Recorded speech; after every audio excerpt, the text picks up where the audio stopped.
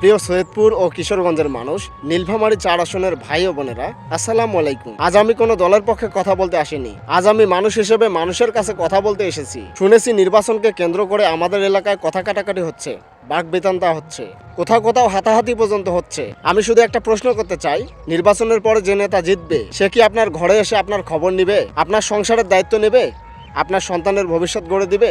না ভাই, কষ্টটা কিন্তু আপনারই, রক্ত ঝরবে কিন্তু আপনারই। আজ সামান্য কিছু টাকা, এক কাপ চা পান, একটা পোস্টারের জন্য নিজের ভাইয়ের সাথে শত্রু হয়ে যাচ্ছে। সৈয়দপুর ও কিশোরগঞ্জ, আমরা কি এমন মানুষ ছিলাম? আমরা কি এভাবেই বড় হয়েছি? নেতা বদলাবে, ক্ষমতা বদলাবে, কিন্তু আপনার জীবন বদলে যাবে আপনি যদি আহত হন, যদি আপনি জেলে যান, যদি আপনার পরিবার কষ্টে পড়ে।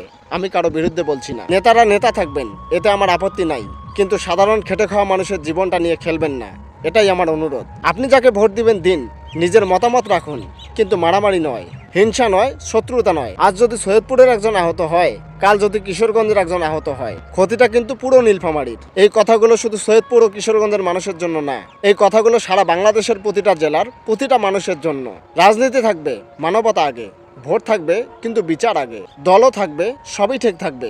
জীবনটা সবচেয়ে দামি। আমি কাউকে ছোট করে কথা বলতে আসিনি, আমি কাউকে ভুল বলতে আসিনি। আমি শুধু চাই আমার এলাকার মানুষ ভালো থাকুক, আমার দেশের মানুষ ভালো থাকুক। সৈয়দপুর ও কিশোরগঞ্জের ভাই ও বোনেরা, আসুন আমরা প্রমাণ করি, আমরা বিবেক দিয়ে ভোট দেই, হাত দিয়ে মারি না। আমরা যুক্তি দিয়ে কথা বলি, লাঠি দিয়ে না। এই ভিডিওটা যদি আপনার মন ছুঁয়ে যায়, তাহলে একটা লাইক, একটা শেয়ার করুন, কারণ এই কথাগুলো শুধু আমার না, এই কথাগুলো আমাদের সবার। আজ যদি আমরা শান্তিতে থাকি, আগামীকাল আমাদের সন্তানরা নিরাপদে থাকবে। আমি রাজনীতি চাই না, আমি শান্তি চাই। আমি রক্ত চাই না, আমি সম্মান চাই। সৈয়দপুর, কিশোরগঞ্জ তথা নীলফামারী 4, আমরা কি পারি না একবার মানুষ হয়ে উঠতে?